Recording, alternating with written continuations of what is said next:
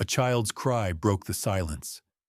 Weak, trembling, like someone trying not to be heard. Max stopped mid-step. His breath caught. His eyes locked forward, suddenly wide, suddenly afraid, the way only someone looks when they know time is almost gone. There was a time when nights felt safe, when fear stayed quiet. But that night, fear woke first, and it didn't wake alone. A few steps later, Max found something no one should ever find in the dark. A small pink glove, still warm, and lodged higher on the fence. Another one, placed where a child couldn't reach without help. Then something changed. Blood on a broken branch. Fresh, not from a child. From deep in the woods, two small voices clung to each other. "Please, stay awake." And in that moment, we understood. The night wasn't just holding two lost girls. It was hiding the reason they ran. And really, I'm curious, where are you watching from? Drop your country name in the comments. I love seeing how far our stories travel. The first sound was wrong because it moved too fast. Not wind, not an animal. It cut cleanly across the gravel outside the cabin, short, uneven, urgent, as if something small had chosen speed over caution. Max rose from the floor before Raymond's thoughts had time to assemble. His nails tapped once, twice, then stopped. His body stiffened mid-motion, tail frozen, breath pulled tight through his chest. He faced the door without blinking, the way he used to look at places where time had already begun to fail someone. Raymond did not ask what Max heard. He had learned long ago that hesitation came disguised as reason. His hand closed around the leash in a motion older than reflection, fingers sure, wrist firm. When he opened the door, the night rushed inward, not wide and empty but pressed close, crowded by something frightened that did not yet know where to hide. Max surged forward, low and powerful, pulling toward the fence line behind the cabin as if the ground itself were calling him by name. 10 steps out, Max stopped, not abruptly, but with intent. His head lowered, one measured breath, a soft nudge with his nose, careful enough not to push too hard. The object rolled once and came to rest against Raymond's boot, impossibly small against the dark earth. A child's glove, pink, thinner than it should have been for the cold. When Raymond bent to pick it up, warmth lingered in the fabric, faint but undeniable, as if the night had only just let go. Something passed over Max's expression, not alarm, not relief, but recognition. His ears flicked back, then forward again as he stepped closer to the fence. Between two warped boards, higher than the reach of any small hand standing alone, another glove was caught fast. Blue this time. It hadn't fallen there. It had been placed, or pushed, or pressed into the gap with purpose. Raymond crouched, fingertips brushing the edge, careful not to disturb the angle. His jaw tightened, not with fear, but with the weight of knowing that children left evidence only when they were already running out of choices. The ground beyond the fence bore signs the way old maps do, faded, incomplete, visible only to those who knew where to look. 2 sets of footprints cut through the frost-bitten soil. One confident, narrow, spaced with effort, the other uneven, dragging slightly at the heel, as if balance was no longer guaranteed. Raymond followed them with his eyes instead of his feet, a habit born from years when stepping forward too quickly meant missing what mattered most. Max moved again, slower now. His nose skimmed the ground, then lifted, then dropped once more. The muscles along his shoulders shifted under his thick sable and black coat, old scars hidden beneath fur that had grayed just enough at the muzzle to show his age. He paused near a broken fence post, head angled, listening. Somewhere beyond the trees, the night shaped itself into sound again, this time softer, layered, fragile. Two voices intertwined, one steady despite the shake in it, the other thinner, fraying at the edges, held together by will alone. Only a few words carried clearly through the dark, and they did not repeat. Max's chest rose sharply. His eyes locked east, toward the tree line where the forest thickened and sound went to lose itself. Raymond straightened, glove still in his hand, the fabric cooling even as he held it. His other hand lifted instinctively toward his shoulder, as if reaching for a radio that was no longer there, a motion left over from years when calling for help had been both a duty and a promise. He stopped himself, exhaled once, and focused on the ground ahead. The air shifted, not with wind, but with movement. Something heavy being dragged where it resisted, roots snapping softly under pressure, brush parting without care. It did not move like a child. It moved with interruption, with weight transferred unevenly, as if whoever or whatever pulled itself forward had already begun to lose the argument with gravity. Max let out a low sound deep in his chest. Not a bark, not a growl, but a warning shaped specifically for Raymond alone. Raymond followed. Each step carried him farther from the cabin's light, the glow fading behind them until the world narrowed to scent, sound, and the steady presence of the dog leading him onward. The ground dipped, then leveled, then sloped again toward the woods. The footprints spread wider there, less certain, and the drag mark deepened. Raymond felt the familiar tightening under his ribs, not panic, but the quiet understanding that whatever came next would not wait for him to be ready. Max slowed. His tail dropped slightly, brushing against frost-stiff grass. He raised his head once more, ears rotating, taking the night apart piece by piece. Somewhere ahead, something shifted again, longer this time, deliberate. The forest inhaled, holding its breath, as if unwilling to reveal what it hid too soon. Raymond stopped beside Max. The pink glove lay folded carefully in his palm, the smallness of it pressing heavier than it should have been. He looked once more toward the fence, then forward into the trees, knowing the direction meant more than distance. It meant time. It meant choice. And it meant that whatever had passed through here had not gone willingly. Max stepped forward, just one pace, then another, committed now. Raymond followed, the dark closing behind them as the sound ahead moved deeper into the woods, slow, labored, and unmistakably not small. The night did not answer. The night had left a mark neither of them could name. Sheriff Danner arrived fast, the kind of fast that came from going too long without catching one's breath. His flashlight cut uneven paths through the undergrowth, the beam shaking just enough to betray the weight pressing on his chest. He was tall and broad-shouldered, his winter jacket half-zipped, gray hair damp at the temples. A man past the age of rushing but brought back to it by necessity. Raymond caught the look in his eyes, the one that said this was already heavier than it should have been. The words Danner spoke were brief, efficient, shaped by duty and dread, and they settled between the three of them with a finality that did not ask permission. Max did not linger. He pulled toward the creek as if the pull in his chest had tightened again, leash taut, body angled forward with quiet resolve.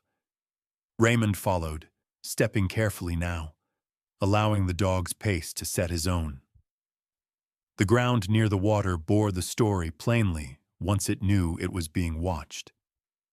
Two sets of footprints crossed the damp soil, one narrower and more evenly spaced, the other erratic, dragged at the heel. The older child had slowed more than once, her steps adjusting to keep someone smaller upright. choosing balance over speed in a place where speed was supposed to matter most.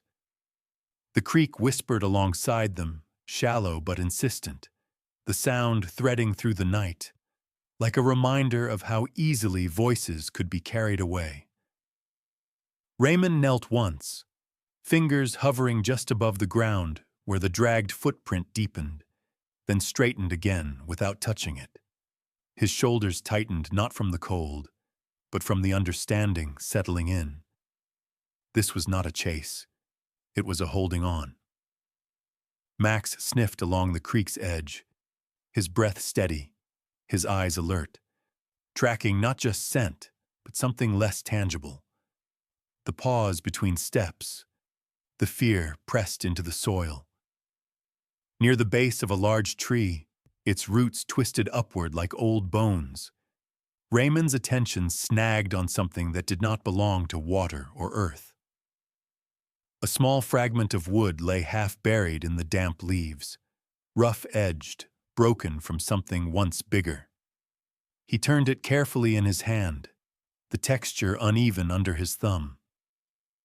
Scratched into the surface were two simple figures, stick-thin and close together, their hands joined beneath a heart that leaned more to one side than the other. It was not meant to be pretty. It was meant to be enough.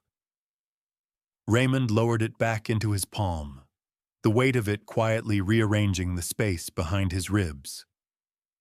Max moved on without waiting. He left the clearer trail by the creek and angled sharply into the trees, choosing a narrower path that barely qualified as one. The shift was immediate, unmistakable. Where the footprints had been visible and human, this trail was something else. Disturbed branches, brushed bark, growth broken in ways that suggested weight rather than height. Max stopped. At a low branch snapped near the trunk, the wood pale where it had fractured. A dark smear clung to the edge, still glossy in the cold air, not enough to drip, but enough to speak. The ranger medic arrived as quietly as possible under the circumstances. Her presence announced more by efficiency than sound. Liz Harper was compact and steady, her hair pulled back beneath a wool cap, medical pack slung across one shoulder, movements practiced and precise. She knelt beside the broken branch, eyes narrowing as she leaned in closer, one gloved finger hovering without contact. Her breath left her in a slow line of vapor, measured, controlled. When she spoke, it was only once, and softly, the words carrying weight without needing volume. Raymond felt the shift, as clearly as if the ground had realigned itself. The night seemed to pull inward, narrowing again, not around children now, but around the shape of an adult mistake moving through the dark. Sheriff Danner stood with his flashlight lowered, jaw set, the beam resting idle at his feet. His gaze remained fixed on the smear, his mouth tightening in a way that spoke of things known but unspoken. When he finally lifted his head, the weariness in his face had given way to something sharper, edged with regret and restrained anger, and the truth he carried stepped closer whether he wanted it to or not. Max did not growl. He did not bark. He stood utterly still, attention split between scent and sound, as if aware that whatever had left that mark had not yet reached its end. Raymond watched the dog closely, noticing a faint tremor along his flank that had nothing to do with cold. Max had seen this shape before, fear wearing a human outline, pain turning steps into stumbles. The wooden carving pressed against Raymond's palm again as he closed his hand, the uneven heart a quiet counterweight to what lay ahead. The forest shifted without warning. The sound rose suddenly, spiraling upward through the trees as if the night itself had been torn open. It was not a single cry, but two, overlapping, one higher, sharp with panic, the other lower and strained, trying to hold itself together. Birds startled from branches overhead, wings beating a frantic rhythm as the echo scattered through the woods. Max's head snapped toward the sound, ears locked forward, muscles coiling in anticipation. Raymond's breath caught once, then steadied, his feet already moving before conscious thought could interfere. The scream did not linger. It broke apart, swallowed by distance and terrain, leaving behind a silence too full to ignore. Max surged forward, leash burning briefly against Raymond's grip before slack returned in practiced trust. Behind them, the creek continued its low murmur, indifferent and endless, as if nothing had changed. Ahead, the trees stood closer now. Darker, the trail no longer a line but a choice. Raymond followed Max into the thickening woods as the night closed ranks around them, the first pieces of the story finally lifting into view, unfinished, fragile, and impossible to set back down. They now knew the night had not been empty. Max broke into a sprint without hesitation, his movements powered by something older than training, quieter than command. It was not urgency alone that carried him forward, but memory, the recognition of patterns that repeated themselves when fear began to outrun reason. Raymond followed at a distance, not trying to match the dog's speed, trusting instead the economy of Max's choices. The forest thickened as they climbed, the air colder and heavier, and the ground began to tilt subtly beneath their feet. Each breath Raymond took came with the quiet understanding that time no longer moved evenly for anyone involved. The ranger's shed emerged from the trees like something forgotten on purpose. Its walls leaned inward, the paint flaking into rough curls, the windows clouded beyond recognition. The door hung crooked on one hinge, scraped deeply near the lock as if someone had forced it with urgency rather than strength. Max stopped just outside, chest rising and falling sharply, eyes fixed on the dark interior. He did not enter right away, a rare hesitation that carried meaning. Raymond stepped past him carefully. Inside, the air held warmth where it shouldn't have, layered with the faint, sour scent of old metal and damp wood. Two small blankets lay spread unevenly on the floor, bunched as if hastily arranged.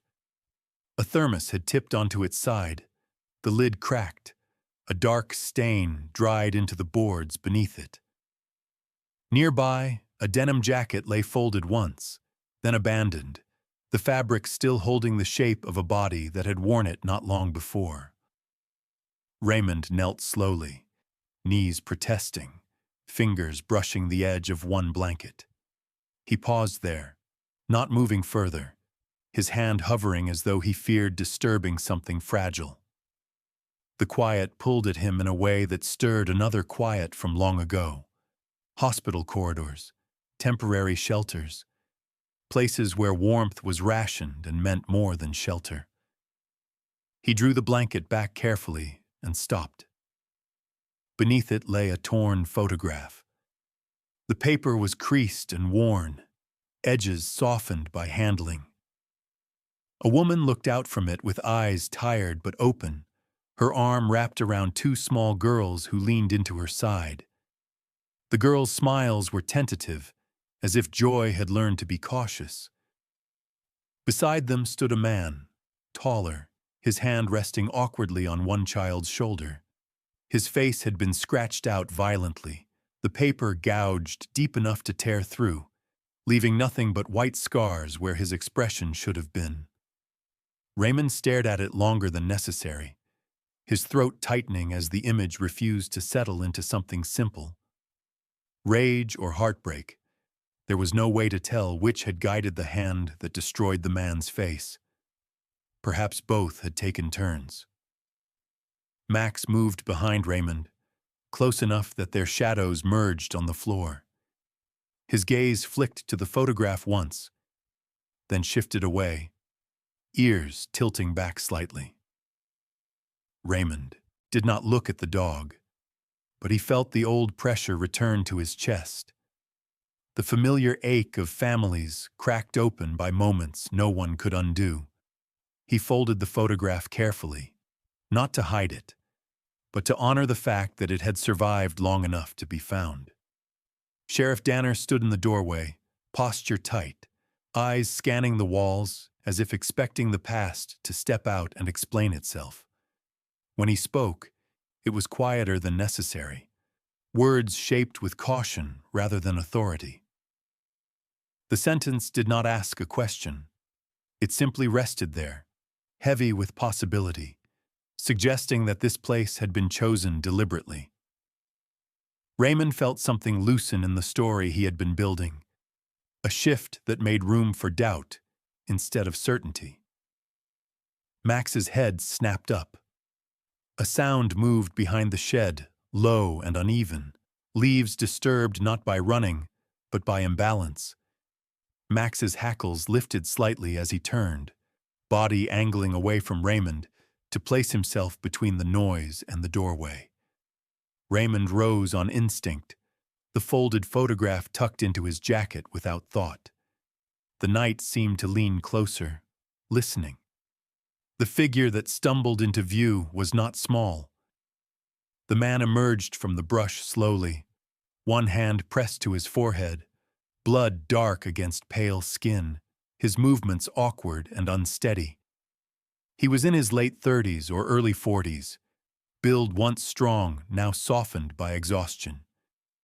His jacket was torn at the sleeve, caked with mud, and his eyes held the frantic shine of someone who had run out of both time and good decisions.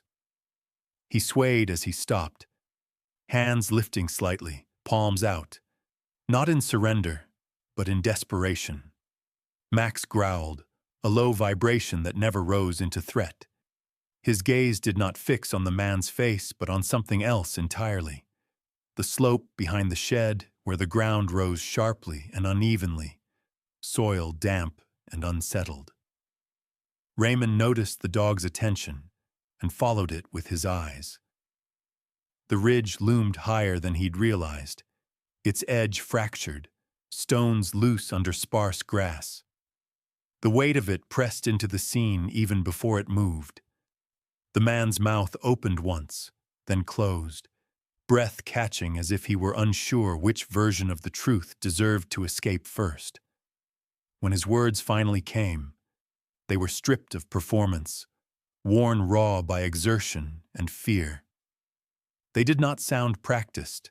They sounded like confession pulled loose by injury. Raymond listened without interrupting, his own past stirring uninvited at the edges of his awareness. Memories of men whose worst mistakes had begun the same way, with fear outrunning sense. He saw it now in the way the man kept glancing toward the trees, not in pursuit, but longing. This was not the posture of a hunter. It was the posture of someone chasing something already slipping away. Nothing about the man quieted Max's attention. The dog remained alert, ears high, tail stiff, gaze locked on the ridge above them. His growl deepened, slightly, not warning, but insistence. Raymond felt the shift again, the moment when the greatest danger changed shape. This was not about intent anymore. It was about physics, weight, and time. A sound came from above them then, low, almost thoughtful, like the earth clearing its throat. The ridge answered gravity with a complaint that reached them half a second too late. Soil shifted. A stone clattered down the slope, bouncing once, then twice, before vanishing into the dark. Max braced instantly, paws spreading, muscles taut. Raymond took a step backward, palm lifting as if he could hold the hill in place through will alone. The man froze where he stood, eyes widening as realization finally overtook denial. The ground gave a deeper groan. Raymond's breath stilled, the photograph pressed hard against his chest now. the scraped-out face burning behind the fabric. Max did not bark. He did not move. He watched the ridge with absolute certainty, preparing for what could no longer be stopped. And above them, the hillside began to decide where it would fall. The truth had finally settled into place. It was never the father who hunted them. It was fear, slipping ahead of everyone. The man lifted one shaking hand and pointed toward the ridge, his breath coming apart as though every word had to fight its way out of him. The direction he chose did not feel like accusation or defense, but surrender, an offering of the only thing he had left that might still matter. Max reacted before anyone else could move. He bolted, gravel scattering beneath his paws, drawn toward that rise in the land where the forest thinned and the ground fell away too sharply. Raymond followed without question, his pulse loud in his ears, the absence of doubt far more frightening than its presence. At the ridge's edge, Max skidded to a halt so abruptly that dirt kicked up around his legs.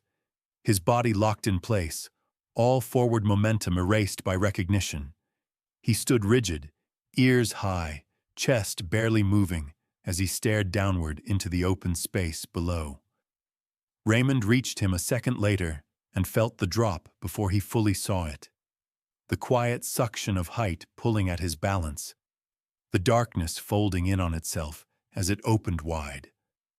Two small shapes clung to the ledge. They were barely more than shadows against the mud-streaked slope, but once seen, they could not be unseen.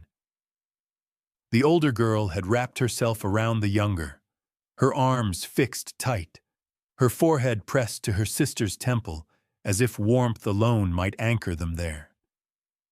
The younger girl's head lolled slightly with each shivering breath, her strength leaking away with the cold. Their fingers dug into the earth with a patience born of instinct, not panic, holding on because letting go had never crossed their minds as an option. The rain began without ceremony. It fell in fine needles at first, barely noticeable, then gathered weight as it slid down Raymond's collar and soaked into the soil beneath his boots. The slope darkened as moisture sank into it, the surface loosening grain by grain. Somewhere behind them, Sheriff Danner moved into position, bracing the rope line with the steadiness of someone who had made decisions under pressure before. Liz Harper stood just to his left, already unfolding a thermal blanket, her gaze fixed and calm despite the weather creeping into her gloves. Raymond tied the rope around the nearest tree with movements slow enough to be deliberate, fingers numb but obedient. He tested the knot once, then again, feeling for any give that could turn catastrophic under weight. Max paced above him, nails scraping against stone and root, his breath audible now, short, worried bursts he couldn't seem to quiet. Every time Raymond shifted his footing, Max let out a low whine, not loud enough to distract, just enough to remind him that someone was watching every step. Raymond swung his legs over the edge and felt gravity claim him immediately. His boots found the wall with difficulty, soles sliding until friction returned. He lowered himself inch by inch, rope burning against his gloves, rain turning the slope into something unreliable beneath him. The world narrowed to the space between his chest and the mud, to the weight of water pulling him downward, and the thin line between holding on and losing everything. Halfway down, his arms began to shake, not violently, but persistently. It was the exhaustion kind, the one that crept in quietly when adrenaline started to thin. He paused there, breathing through clenched teeth, eyes lifting just long enough to meet the older girl's gaze. She did not cry. She did not wave. She only tightened her hold around her sister and nodded once, a small movement that carried a gravity she should not yet have known. Max leaned forward above, body low, weight braced against the slope. His eyes never left Raymond. Rain flattened the fur along his spine, darkening it to near black, and the faint scar along his shoulder stood out starkly against the slick coat. It was a mark from another night, another rescue, another moment when holding fast had mattered more than moving forward. He shifted his stance again, muscles bunching as if prepared to absorb something unseen. Behind them, the father stood frozen. The rain traced lines down his face indistinguishable from tears, his hands hovering uselessly at his sides. This was not the stillness of indifference. It was paralysis born from too much regret arriving all at once. He watched Raymond's descent with the eyes of someone finally understanding how close fear had brought him to irreversible loss. The ground at his feet slowly softened, but he did not notice. He couldn't take his eyes off the ledge. Raymond reached the girls at last. Up close, they seemed impossibly small against the slope. Their clothing soaked through, fingers numb and red. The older one shifted her weight just enough to make space for him, refusing to release her grip until his arm slid firmly around both of them. He felt their shivering transfer into him, the cold amplified by proximity. Carefully, he secured the rope around them, whispering reassurance not with words but with touch. Steady pressure, measured movement, no wasted breath. He began the ascent slowly, signaling upward with a raised hand. The rope tightened, tension redistributing as Danner leaned back to take the load. Max let out a sharp breath, some of the strain leaving his posture as the line held. Raymond moved one boot at a time, coaxing traction from the wall, mindful of every tremor in the earth beneath him. That was when the ledge shifted. It wasn't dramatic at first, just a subtle give beneath their combined weight. Mud loosened its grip, sliding away in silence before sound caught up. Raymond felt the wall beneath his feet begin to move independent of his direction. He tightened his hold on the girls instinctively, elbows locking as his center of gravity lurched. Above him, Max barked once, sharp and alarmed. The rope jerked, violently. For a moment it held, fibers stretched, protesting under strain. Raymond felt the tree above creak faintly, felt the tension recoil through the line into his shoulders. Mud cascaded down around them, peppering his face, filling his mouth with the raw taste of earth. He heard Danner shout something indistinct, Liz's footsteps scrambling backward as she searched for footing. Then came the sound no one forgets. A sharp, snapping crack tore through the rain, sudden and final. The rope gave way beneath the strain, fibers parting in a single violent release. Raymond's stomach lifted as the line went slack in his hands, the weight shifting into free fall. He tightened his arms around the girls, instinct outrunning thought. Above them, Max surged forward, claws digging desperately into the soaked soil. His body stretched low, muscles screaming as gravity tried to drag him after them. Raymond caught one last glimpse of the ridge above, the father stepping forward too late. Danner lunging uselessly, Liz dropping the blanket without noticing. Below them, the darkness opened again. The slope continued to slide, carrying earth, water, and everything unsecured with it. Raymond felt the world tilt beyond correction, his breath leaving him in a single, helpless rush. He pressed his face against the girl's wet hair, knowing there was nothing left to anchor them now. One last chance, or none at all. The rope had failed at the very moment it was needed most. Max did not pause long enough for fear to take shape. He lunged forward, jaws clamping around the frayed line with a force drawn from somewhere deeper than instinct. His legs spread wide, claws carving desperate paths into wet earth. His body pulled forward inch by inch as the weight below fought to claim him. Mud sprayed against his chest and neck, rain flattening his fur until every muscle stood visible beneath his coat. The strain bent him low, nearly to the ground, but he held, breath tearing in and out, as if the night itself were gripping his ribs. Below him, Raymond slammed hard against the wall, the impact driving the air from his lungs. He did not release the girls. His arms locked tighter around them, forearms burning as gravity tugged at all three with a steady, merciless insistence. For a suspended moment, the world narrowed to pressure and sound. The rasp of Max's breathing above, the scrape of rock beneath his boots, the rain hissing against the sliding slope.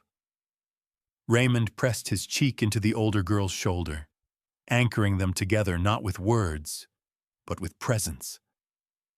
Above, chaos moved without panic. Sheriff Danner planted himself low and wide, boots digging for traction as he reached blindly for a second rope. Liz Harper slid beside him, her knees striking stone, hands already working the coil free. Neither spoke. Their movements were sharp, practiced, shaped by long training and longer nights where hesitation cost lives. Still, it was Max who held the moment together. Jaws clenched, neck trembling, leashless and alone between disaster and reprieve. The rope burned against Max's mouth, fibers splintering under pressure. A low sound escaped him, not a cry, but a vow, and he adjusted his stance, shifting weight backward by degrees so small they could not be seen. The line steadied just long enough. Raymond felt it, an opening where there had been none. He angled his body toward a narrow shelf in the rock face, boots gouging desperately for purchase. With one final surge, he kicked sideways and landed hard against it, shoulders scraping raw but secure. The slope continued to slide, but its grip had loosened. Liz and Danner hauled the backup rope into place, tension redistributing as they took the girl's weight from above. Max released the frayed line at last, collapsing forward onto his chest with a rough gasp, muzzle streaked with mud and blood. He did not look away. He watched Raymond the entire time, eyes bright and unblinking, as if convinced that looking elsewhere might unravel what he had just held together. The father had dropped to his hands and knees near the edge, rain cutting paths down his face that no one mistook for water alone. He dragged himself closer despite the danger, palms slipping, coat soaked through and heavy. When he spoke, it was not loud enough to carry beyond the circle around them, but it did not need to be. His voice bent, inward, collapsing under the weight of everything he had failed to do before this moment. "Let me pull them up. Please, I need to do something right." Raymond nodded once, the choice made without ceremony. The younger girl was lifted first, her body light and limp with exhaustion as careful hands reached down to wrap her in warmth. She vanished upward into blankets and arms, leaving behind a shocked silence where her small breaths had been. Then Raymond turned to the older sister. She did not cling. She did not panic. She waited until his hands guided her upward, until the rope tightened and carried her away from the ledge she had guarded, with a courage too old for her years. Rain soaked everyone now, turning breath into pale clouds that drifted and vanished in the air. The father caught his daughters as they reached the top, hands shaking, his entire body pulled forward by the force of their return. He did not embrace them. Not yet.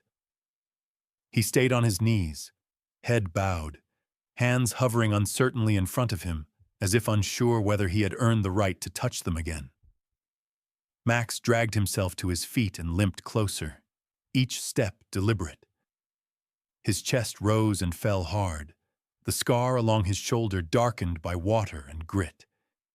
He nosed the ground once, steadying himself, then looked up as the older girl reached into her clenched fist. When she opened it, something small and familiar rested in her palm, a fragment of wood, edges worn smooth by handling, half of a heart carved with uneven care. She held it out without speaking, the gesture quiet and certain, as if she had always known this was where it belonged. Max leaned forward slowly. He did not grab it. He touched it with his nose, the barest brush, careful not to disturb the fragile offering. His ears relaxed, tail lowering as he exhaled, the line of tension finally easing from his frame. The heart remained where it was, incomplete but understood. Raymond watched from below, the meaning settling gently now, every earlier sign aligning into something whole. The truth did not arrive like a confession. It unfolded naturally, piece by piece, as the man remained kneeling in the rain. He had come to the campsite because he could not bear the distance anymore. He had followed out of desperation, not anger, fear steering his feet until the girl's panic turned flight into collapse. The blood, the trail, the shed, each fragment spoke not of pursuit, but of a man unraveling behind the very people he loved. No villain stood revealed at last. Only a human being laid bare by mistakes he could no longer pretend away. The older sister shifted then, just a step forward.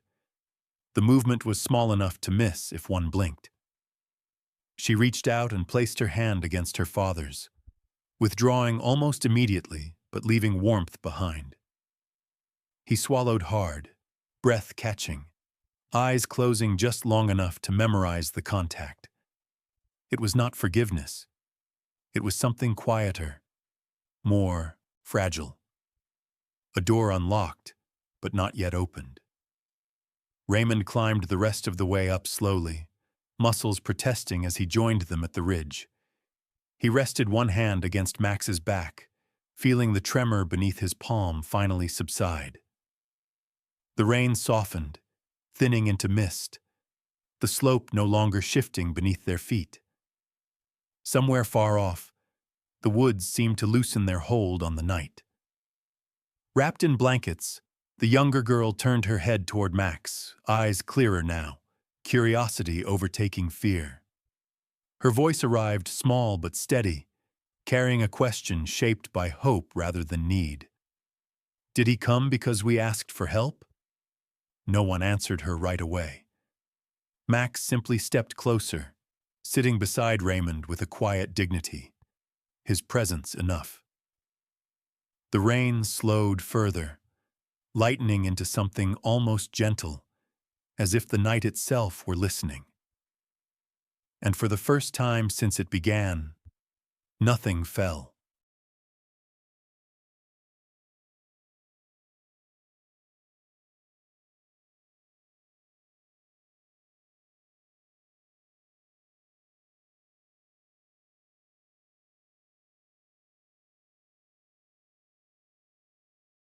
The heart carving had been the thread, and the night finally released it to the light.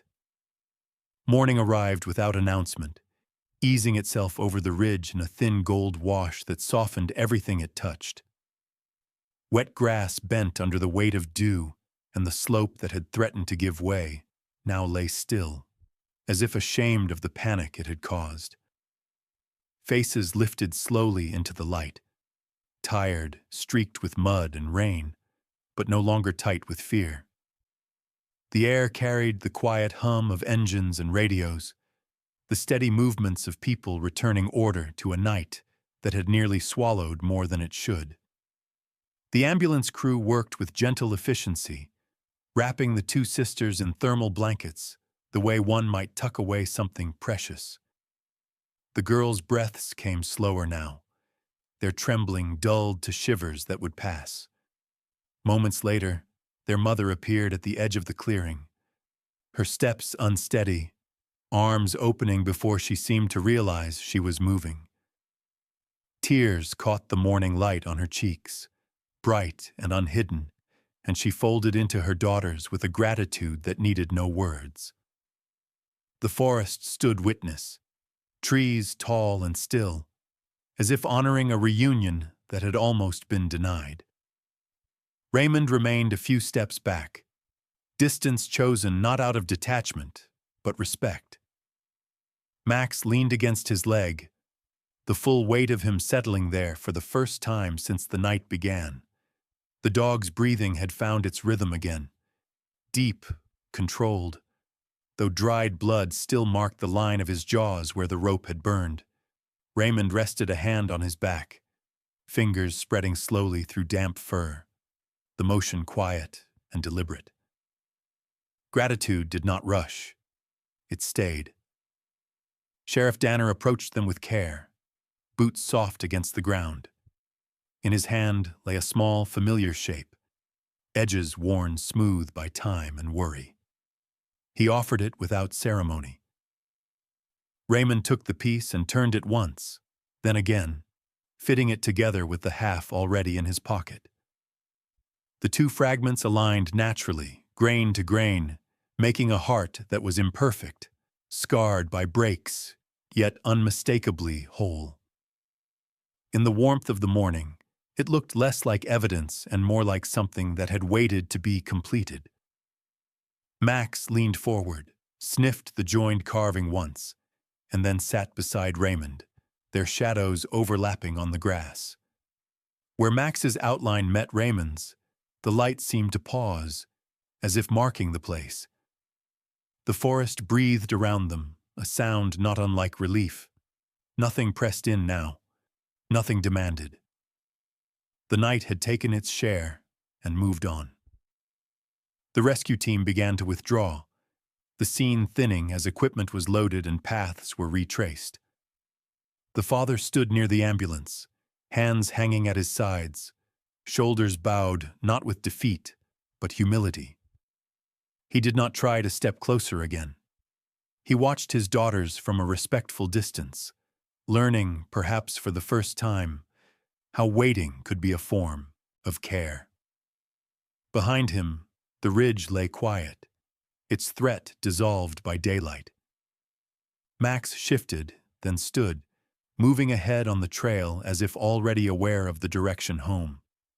He took several paces before stopping, turning his head back to check the space he had just left. Raymond saw the look and felt something unknot in his chest, a small surrender to the idea that following was also a choice. From the ambulance door, the sisters lifted their hands, blankets slipping from thin shoulders as they waved. The motion was simple and bright, a final exchange offered freely to the path that had returned them. Raymond exhaled and felt the breath go deeper than any he had taken all night. The tightness eased, not gone entirely, but loosened enough to allow the morning in. He placed the wooden heart carefully into his jacket, feeling its steady weight settle where it belonged. Max glanced once more toward the clearing, then turned forward again, patient. Some nights bring danger, some nights bring clarity, and some nights bring people and dogs exactly where they are meant to be. Raymond followed Max home as the day opened gently around them, the forest widening once more, the path firm beneath familiar feet. When everything grows quiet again, what remains is rarely the noise of danger or the sharp edge of fear. What lingers instead is something gentler, the memory of steady hands, of presence offered without condition, of a strength that never asked to be seen. Nights like that do not shape us through drama, but through the quiet choices made when no one is watching, when doing the right thing feels heavy and yet somehow inevitable. Some stories don't end when the mission does. They settle into us softly, reminding us that courage often arrives without fanfare, and loyalty rarely announces itself before it acts. In those moments, hope is not loud or triumphant. It is patient. It waits in the small spaces between breath and movement, in the calm that follows effort, in the understanding that kindness can exist even after long, tired days. For those who have walked through seasons of worry or weariness, there is comfort in knowing that not all light comes suddenly. Sometimes it returns slowly, unevenly, but it does return. And when it does, it asks nothing more than to be noticed. If this quiet ending stayed with you, you are always welcome to remain here a while, perhaps to listen, perhaps simply to rest, until another gentle story finds its way to you.